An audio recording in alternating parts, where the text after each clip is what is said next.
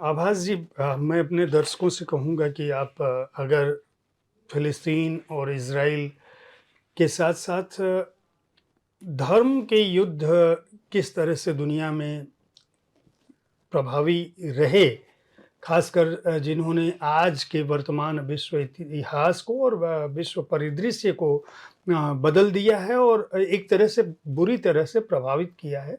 हाँ, विशेषकर यहूदी, ईसाई और इस्लाम। तो ये इस पुस्तक में उनका भी उल्लेख कहीं न कहीं है। उसकी वजह ये है कि पूरे जिन तथ्यों के साथ आभास अपनी किताब में आते हैं, वो तथ्य उस पीछे की प्रवृत्ति को बहुत गहराई से सामने लाते हैं। मैं ये जानना चाहता हूँ आभास जी कि एक सरल शब्दों में, हालाँकि जो लोग अंग्रेजी में इस किताब को जिनकी भी रुचि है मध्य एशिया में, भारत में, यहूदी, इस्लाम और जहाँ तक जिससे शुरुआत की है कि अगर मोहम्मद इमरान खान जो पाकिस्तान के प्रधानमंत्री थे, उन्होंने ये बयान नहीं दिया होता कि भारत पर हिंदू राष्ट्रवादी जो शासन कर रहे हैं वो फांसीवादी हैं, तो शायद ये किताब नहीं आती। तो अगर आप इस संदर्भ में भी सोचने की कोशिश करें तो सही तथ्यों के लिए आपको ये किताब पढ़नी होगी। लेकिन मैं एक प्रश्न, चूँकि आपने इस पर बहुत सारा काम किया है और हम लोगों की चर्चा का उद्देश्य ये है कि जो लोग हमारी बातचीत सुन रहे हों वो उन तथ्यों को समझकर इस किताब को खरीद सकें। तो सरल शब्दों में, इज़राइल और पैलेस्टीन के बीच विवाद की वजह क्या थी? इसकी शुरुआत कब हुई? ये मेरा एक प्रश्न है।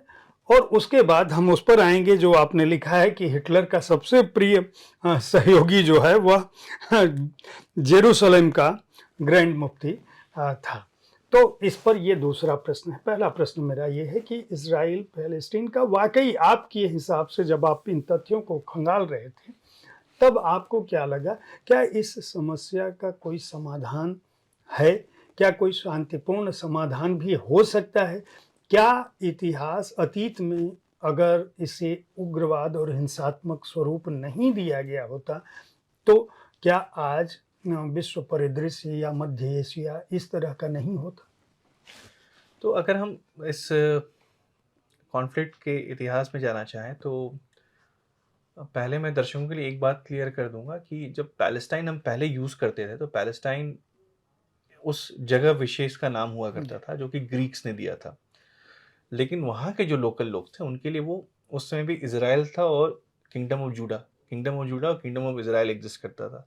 जो वेस्टर्नर थे उनके लिए पैलेस्टाइन था और पैलेस्टाइन का अर्थ भी होता है द पीपल ऑफ इज़राइल, अगर आप उसके एटमोलॉजी में जाएंगे तो पहले जो युद्ध था ये लार्जली रिलीजन के बेस पे हुआ था या फिर कॉन्फ्लिक्ट, युद्ध नहीं बोल सकते, कॉन्फ्लिक्ट बोल सकते हैं।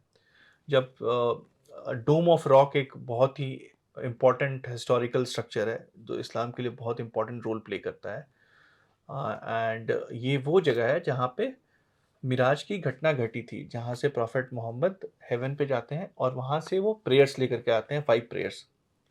तो इसलिए वो जगह बहुत ही महत्वपूर्ण हो जाती है इस्लाम के लिए। यहूदियों का ये दावा है कि वो जो स्ट्रक्चर बनाई गई है वो उनकी जो सेकंड टेम्पल थी उसके ऊपर बनाई गई थी, जो कि पर्शिया के किंग जो साइरस द ग्रेट थे उन्होंने पूरा किया था।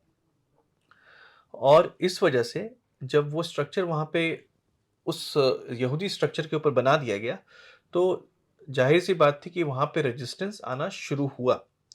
उसके साथ साथ जब इस्लामिक इन्फ्लुएंस वहाँ पे बढ़ने लगा तो एक पैक्ट है जिसको मैंने अपेंडिक्स में डाला है, पैक्ट ऑफ उमर। जी, उमर खलीफा थे इस्लाम के और उन्होंने एक पैक्ट तय किया था कि धिम्मी जो कि पीपल ऑफ बुक है, मतलब जिनके पास बुक है, किताब है, उनके लिए कैसे वो अपनी ज़िंदगी बिताएंगे।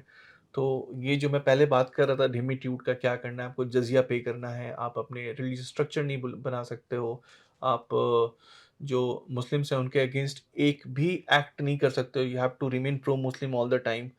आपके ऊपर कुछ भी हो सकता है लेकिन आप उसका रिप्लाई नहीं करोगे उस टोन में। वैसे बहुत सारे पैक्ट के क्लॉजेस थे जो मैंने वर्बेटिम बुक में प्रेजेंट किया है।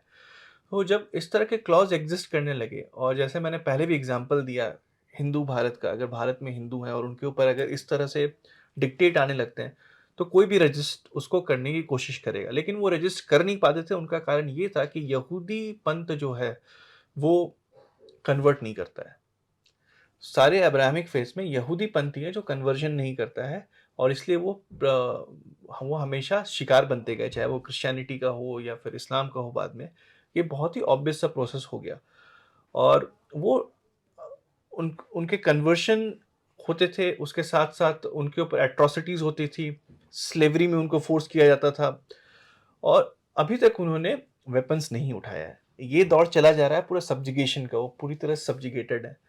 ये 1930 में सीधे अगर हम जूम आउट करके सीधे वहां तक पहुंचे, तब यहूदियों ने पहली बार वेपन उठाया और बोला कि हम ईंट का जवाब पत्थर से देंगे, और अरब्स को उन्होंने चैलेंज करना शुरू किया। और यहाँ पे ये कॉन्फ्लिक्ट एक युद्ध का स्वरूप लेना शुरू करता है। युद्ध तब होता है जब दोनों साइड से बराबरी से कुछ ना कुछ होना शुरू होता है, और जब यहूदियों ने वेपन उठा लिया तो जो वेस्टर्न सिविलाइजेशन के या वेस्टर्न वर्ल्ड के जो चहेते थे वो बुरे लोग बनने लगे। ज्यूस तब तक बड़े सुंदर और बड़े अच्छे थे जब तक उन्होंने रेजिस्ट नहीं किया, लेकिन जैसे ही यहूदियों ने वेपन उठा लिया और बोला कि हम युद्ध लड़ेंगे, हम अपने ऊपर सब्जुकेशन होने नहीं देंगे, तो वो बुरे हो गए। तो अगर हम कॉन्फ्लिक्ट के इतिहास को देखना चाहें तो 7 से 8 सेंचुरी से जाता है, लेकिन युद्ध का जो स्वरूप आया वो 1930 के समय से होना शुरू होता है, जब यहूदी जवाब देने लगते हैं। आपने पूछा कि इसका सोल्यूशन हो सकता है कि नहीं। अगर आप मुझसे पूछेंगे इतिहास के पॉइंट ऑफ व्यू से, तो आज तक पैलेस्टाइन के किसी भी लीडर ने 2 स्टेट सॉल्यूशन को एग्री नहीं किया एक्सेप्ट यासिर अरफात। और यासिर अरफात ने भी ये बहुत बाद के समय में, वो जब वो काफ़ी वृद्ध हो चुके थे, अब क्या उनके मन में इंस्पिरेशन आया, क्या हुआ, क्या, जैसे अभी भी सबको नोबेल प्राइज लेने की ललक लगी रहती है, शायद उस समय उनको भी थी, क्या थी पता नहीं, लेकिन उन्होंने 2 स्टेट सॉल्यूशन, ऑस्लो अकॉर्ड हुआ। लेकिन लार्जली पैलेस्टाइनियन लीडरशिप कभी भी 2 स्टेट सॉल्यूशन को एक्सेप्ट नहीं करती है, और जब वो बोलते हैं from river to sea Palestine will be free, उसका सब टेक्स्ट ये है विदाउट द ज्यूज, मतलब ज्यूज को एनहाइलेट करेंगे, ज्यूज के बिना ही वो स्टेट एग्जिस्ट करेगा। और इसका मतलब ये है कि वो कभी भी 2 स्टेट सॉल्यूशन के लिए तैयार नहीं है। इन द कॉन्ट्रास्ट इसराइल हमेशा 2 स्टेट सॉल्यूशन के लिए तैयार रहा है। इनफैक्ट वो पहले भी मानने को तैयार था। पहले गाजा इनके कंट्रोल में था इसराइल के, लेकिन गाजा को उसने लेट को किया, लेकिन गाजा ही उनके लिए काफ़ी प्रॉब्लम का सिचुएशन बन गया है। और इसराइल अभी भी मुझे लगता है 2 स्टेट सॉल्यूशन के लिए तैयार है, लेकिन अब ऐसा लगता है देख करके हालात कि ये एक परपेचुअल वॉर सा हो चुका है, क्योंकि पैलेस्टाइन में एक सेल्फ डिस्ट्रक्शन का वो अंडरपिनिंग आता है। मतलब आप एक फिदाइन बनने के लिए तैयार रहते हैं। आपके लिए जो बड़ा कॉज है वो ये है कि पैलेस्टाइन को फ्री होना है। उसके लिए अगर आप अपने आप को समर्पित कर देते हैं उसमें कोई बड़ी बात नहीं है। और इसके लिए मैं यासिर अरफात को कोट करूंगा। उन्होंने एक बार बोला था कि जो Palestinian women wombs are the biggest weapon, क्योंकि वो जा करके it was more of a concept, वो ये बताना चाह रहे थे कि कैसे ह्यूमन शील्ड्स बनाए जा सकते हैं। तो आज भी वहाँ पे ह्यूमन शील्ड्स यूज होते हैं और एक डेथ कल्ट की तरह वो जी रहे हैं। तो आप कैसे डेथ कल्ट से कॉम्पीट करेंगे? यहाँ इनको 2 स्टेट सॉल्यूशन बिल्कुल नहीं चाहिए। वो किसी भी हद तक जाने को तैयार है, अपने लोगों को भी मरते देख देख सकते हैं वो, और इसीलिए टनल्स कहाँ कहाँ नहीं खुलते हैं। On the other side Israel एक सिविलाइज स्टेट है जो कि नॉर्म्स और रेगुलेशन से सब कुछ करता है लार्जली। अब ऐसे में वो कब अगर 2 स्टेट सॉल्यूशन के तैयार भी हो जाता है तो सॉल्यूशन तो कभी निकलेगा नहीं, क्योंकि पैलेस्टाइन तैयार नहीं है।